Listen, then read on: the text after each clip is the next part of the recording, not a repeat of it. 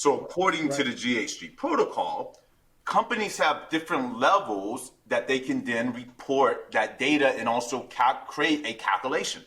So at the minimum bar, you can use what's called spend base.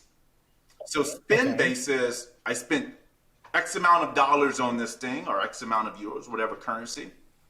On average, if I spent that amount, how much does that translate into some type of fuel consumed?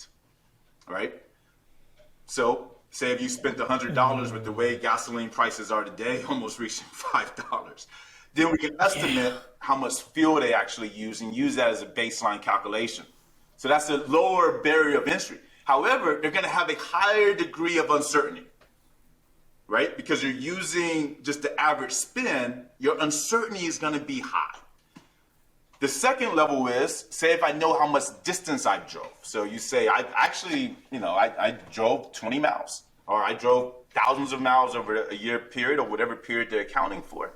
We then ask for the vehicle type, etc. And we have different classifications of that vehicle type. Then we can say, for Right. this typical vehicle type, this is the efficiency of, miles per gallon, etc. I can now calculate it. You still have a higher degree of uncertainty than, say, if I knew the exact amount of fuel that I consume. So the next level is I know the exact amount of fuel that I consume. I can tell you how many gallons of gasoline or diesel or whatever the fuel type I consume, then the uncertainty becomes less, right?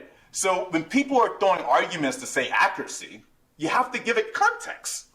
Like, within the rules, there's ways to be highly accurate. However, you got to start from somewhere. If I know nothing and I don't have the data systems to collect the data, why are you going to penalize and say I shouldn't start with just how much I spent?